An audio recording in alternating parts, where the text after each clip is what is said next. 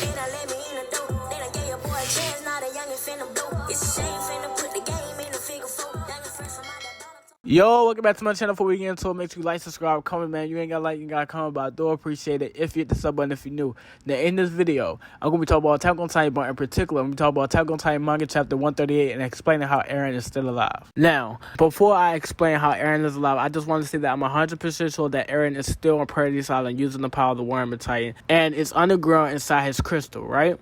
And I'm 100% sure that he's going to uncrystallize himself and run to Historia and then reactivate the power of the rumbling by holding the baby who is a member of the royal family and is also the Beast Titan. Knowing that Eren needs a Titan who is a member of the royal family to reactivate or activate the power of the rumbling, knowing that he needs that, that is the only way that Eren can truly win at the end. Isayama literally foreshadowed that in the outro of Season 2. And we know when Isayama foreshadows something, whatever he foreshadowed literally ends up coming true. So I truly believe that that is what Eren's going to do, right? Now, I was in the comment section, you know, liking, hearting all types of different comments and replying back to comments. And I saw this one particular comment, right? And I read his theory.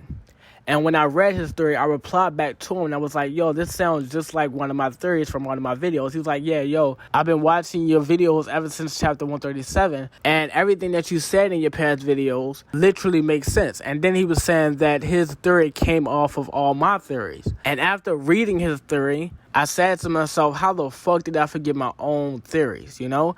Maybe because I do everything off the top of the head. Like, I don't read nothing. I don't write nothing down. I do everything off the top of my head. But what also made me forget about everything that I ever said in my past videos is seeing Eren die in chapter 138. I was conflicted. Because after seeing Eren get killed by mikasa, I was like, okay, how the fuck is he going to get out of this? So in this video, I'm going to incorporate everything that I ever fucking said, all my theories, in this one video. Because low-key, in all my theory videos, I predicted all this shit to happen. Now, granted, I was wrong in some cases, but I also predicted a lot of shit. You know what I'm saying? Eren being inside the mouth. I said that a long time ago. Mikasa killing Eren. I said that a long time ago.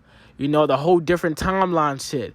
I said that a couple of weeks ago before chapter 138 came out, you know what I'm saying? So what I'm going to do in this video is incorporate all my theories, everything that I ever said to explain to you guys how Eren is still alive, right? Now, I always said that it was really weird, and you can go back and quote me, you know what I'm saying? All my past subscribers know that I said this. I said that it was always weird that when Eren first activated the power of the rumbling, he was awake inside his Titan, and he told everybody about his plan to destroy the world, right? Now, somewhere down the line, this motherfucker fell asleep inside his Titan. Also showing us that he's nothing but a head inside that Titan. His body is nowhere to be found. And then later on in one of my videos, I had explained that if Eren is truly inside the Titan, knowing that he's nothing but a head, if they were to ever succeed in taking Eren out of his Titan, he should immediately die. Because after getting shot by Gabby, and then when he got to the path, Zeke had told Eren that I can always heal you. But before I heal you, I want to, you know, unbrainwash you of Grish's ideology. But then we later on learned that Eren is the one that was doing the brainwashing, right?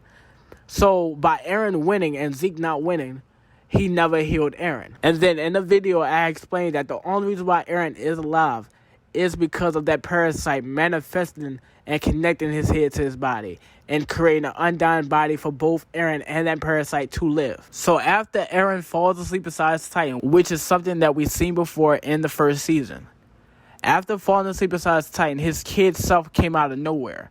Literally, when his kid self is asleep under the tree, this motherfucker is in the future. I don't know if he knew to travel to the future. I don't know if adult Eren just brung him to the future. I don't know. But this motherfucker traveled to the future. Now that kid Eren is in the future, he's inside the paths and he calls the paths freedom. Now, later down the line, I made a video explaining that people see the paths in their own way, right? For Eren, he sees the paths as freedom. For Armin, whenever he picked up the leaf, he saw it as a leaf, and it reminded him that day that him and Mikasa and Eren was running towards the tree. But for Zeke, when he seen Armin pick up the leaf, for him, it was actually a baseball that Armin had picked up, showing us that anybody inside the path sees the paths in their own way, right? Now, after seeing Eren call the paths freedom, I also said at that point in time, he was his own individual person. This is an Eren way before he got slapped in the face with reality, you know? Because if you look at adult Eren, when he finally made it to the past, he didn't act that way, showing us that these are two different versions of Eren. Adult Eren, once he got there, he was intrigued, but he knew that he had to keep moving forward. For Kid Eren, once he got to the past, he fully soaked it in and called it freedom. You know, that's why he saw that dream. Later down the line, we get introduced to Kid Eren again around like chapter 133, chapter 134. Now, his eyes are blacking out, showing us that he just now became a slave like how Ymir is. Showing us that he's being controlled. Which made me make a third video explaining how maybe Eren transferred his consciousness inside his kid's self. Knowing that we seen Eren sleep inside his Titan back in season 1 after trying to kill Mikasa by knocking himself out. He was sleep inside his Titan.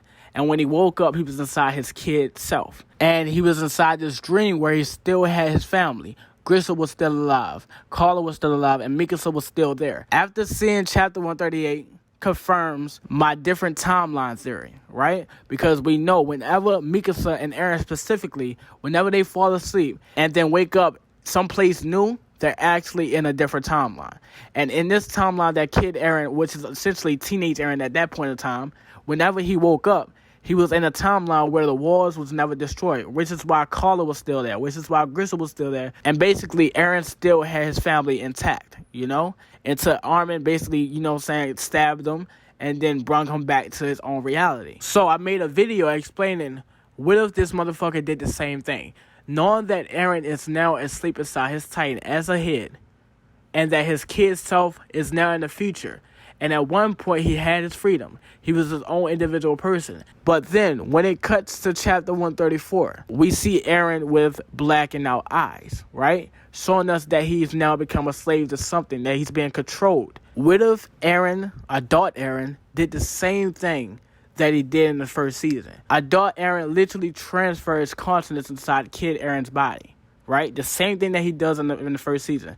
Now, the reason why I truly believe this is because throughout the whole series, you can see adult Eren as Kid Eren and teenage Eren's shadows, showing us that adult Eren is living within his kid self. So I truly believe in my theory about adult Eren transferring his consciousness into his kid self. I truly believe that. 100% sure that he did that, right? Now, if you go to the whole timeline thing and the different realities, right? What Eren and Mikasa is essentially doing, they're not sending their bodies into these different timelines. All that they're doing is sending their minds into the bodies of themselves that's already in those different timelines. So, knowing that, if adult Eren sent his mind into his kid self, where the fuck did he send his kid self mind at, you know? Let me tell you what the fuck adult Eren just did. Adult Eren just played all of them. Because when adult Eren transferred his consciousness inside his kid self, he sent his kid self consciousness inside his adult self, which is inside the head. Which explains why he wakes up under the tree crying, because he just watched Mikasa kill him. Literally. Which is why he said, like, why your hair is so fucking long? He says that because he just got finished watching a short-haired Mikasa kill him. Like, what the fuck? So, instead of Mikasa killing adult Eren, Mikasa actually killed Kid Eren in adult Eren's body. So, Eren is still alive in his kid self. He used his kid self body as an escape route, which is something that I predicted a long time ago. I was like, yo, with Eren knowing that Armin would transform at any time, how would he survive that? So I thought to myself, I'm like, okay, the only way Eren can possibly survive is if he's actually inside his kid self. So it's like, motherfucker, you can kill that body that's inside the Titan anytime you want. I'm actually inside my kid self, so you're really not killing me. You're killing my kid version. And to be honest, that's something that I want, because once you kill him, all he going to do is wake up under the tree in the first season, in the first episode of Attack on Titan. And the fact that Kid Eren was connected to adult Eren's memories, that is the reason why he's waking up from his future memories, which is going to set everything up, because by Grisha and Eren Kruger being past Attack Titan holders, and by the Attack Titan having the ability to look into the future, they can see Eren's future memories, which is how Grisha got his past memories back, because he's seen a future Eren, as a teenager, look into the books that Grisha had created in the future, giving Grisha his memories back. So when he finally became the Attack Titan, he knew exactly what the fuck to do. Go inside the walls, love somebody, and create Eren motherfucking Yeager. Because he's the only one that can break this fucking cycle. And by Grisha leaving Paradis alive, now his story could come into the story. Now, and of course, he was already born at that time, but Paradis is the reason why his story is inside the story. Knowing that Eren needs her to see his own future memories. Now, the thing about Eren's memories is that once he came into contact with the story in his hand, he didn't only see his own future memories. He also seen every memory from every past Attack Titan holder and Founding Titan holder, which is why Eren has memories of seeing Eren Kruger watch his mother and father get burned alive, which is why he has those memories. And to be honest, if you think about it, he most likely got the Warhammer Titan memories as well, because he gains the Warhammer Titan in the future. So when he came into contact with his story in his hand, at that very moment, Eren gained all that fucking knowledge. Because we all know that the Royal Family member's ability is to be able to see any memories without any drawbacks, which is why Zeke is so smart, because he is a member of the Royal Family members and he's the Beast Titan. And by him being a Royal Blood, he has no drawbacks and he can literally see any fucking memory that he wants, making him one of the most smartest Titan shifters ever. Literally. And the same thing goes for Eren, because he came into contact with his story. Now, over time, he probably lost those memories, but most likely he stayed in contact with his story doing some things, because I do believe that he is the father. You know what I'm saying? But back to how Eren is alive. Now, knowing that he's inside his kid self and he tricked everybody. He tricked every fucking body. You know what I'm saying? Knowing that he's inside his kid self and that Mikasa killed Kid Eren instead of adult Eren. Now, where the fuck is the rest of Eren's body at? Because when we seen him inside the Titan, he was just a head. And he was strung up inside the head. So where the fuck is his body at? Now, let me explain to what this motherfucker did. When Eren transformed the first time, he put his head inside the Titan. But he did not put his body inside the Titan. He used the power of the Warhammer Titan because he did form from the ground up. I keep saying that. He did not transform by electricity. He formed from the ground up, showing us that he did use the power of the Warhammer Titan. So, he put his head inside the Titan, but put the rest of his body underground inside a crystal, so that he will not die. If you look at Annie, when Annie was inside her crystal, she did not age, and she did not lose her years. While everybody is 19 and 20 and shit, this bitch still 15 or 16. So what if Eren did the same thing? Crystallized his body with no head so that he would not die, until it was time to heal his body, right? So, he will have Ymir bring his body to the past, and then Ymir will finally heal Eren, like how she was supposed to when he first got the power. But then you gotta think about it. Now you got this dead Eren, because essentially his mind is still in Kid Eren's body, while Kid Eren already fucking died and got sent back to Season 1 already, right? So, he will then transfer his mind into adult Eren's body. Then, Ymir will transport him back to the real world. He will uncrystallize, run to Historia's side, see that she has finally given birth. I feel like Ymir will disappear by then, because her job is done. She's done. She's going to reincarnate into Historia's baby. Eren will see that Historia has given birth, and that the baby has Zeke's Beast Titan. While Eren is being handed the baby from Historia, just like how it is foreshadowed in the outro of Season 2, while he's been handed the baby, we will then see the rest of Historia and Eren's conversation, showing us that he wishes to live his last 4 years with Historia and that baby. Because we all know that Eren has a parallel with his father Grisha. Grisha had 2 wives, one royal blood and Karla.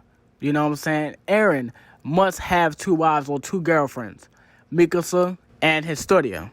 In chapter 138, we already seen how Mikasa basically watched Eren die in his last 4 years. And he lived out his last 4 years with Mikasa in another timeline, because she expressed her true feelings to Eren, which made him want to live out his last 4 years with her. But the fact that she did not express her true feelings in this timeline that we're in now, Eren chose Historia to live out his last 4 years with, and that baby. Which is what he meant when he says that after his 4 years and that he's dead and gone, they will live long lives. He was talking about Historia and that baby. Just like how in the other timeline, he was talking about Mikasa. After he's dead, live a long life. This shit is fucking crazy. But before all of that, Eren will be given the baby, who is named Ymir. Eren will give out one last fucking message and tell him that I wish for the annihilation of humanity. Everybody besides the aliens that's on Paradis Island will perish. And then after that, Eren will say you're free. And then he will live out his last 4 years out with Ymir and Historia, and then die with the power of the Founder Titan, Attack Titan, and Warhammer Titan. Because most likely he will be the last Titan shifter. And by him reactivating the power of the Rumbling, he most likely going to kill everybody, including that parasite. This shit is fucking crazy. Isayama, you motherfucking genius. Oh my gosh, that's the way how I see this shit ending. And all I did was incorporate every theory that I ever fucking said into one big ass fucking theory. And I low key probably predicted chapter 139. Or I could be wrong and this motherfucker's actually dead. But like I said, I don't believe that Isayama's going to kill his main character like that. We got Armin's point of view in chapter 137. Then we got Mikasa's point of view in chapter 138 and see what the fuck she was going through. And now for chapter 139, it's time to see Eren's point of view. But this is the end of the video, man. You ain't got to like, you got to comment about it. Do appreciate it if you hit the sub button if you're new. And I'm out, bruh.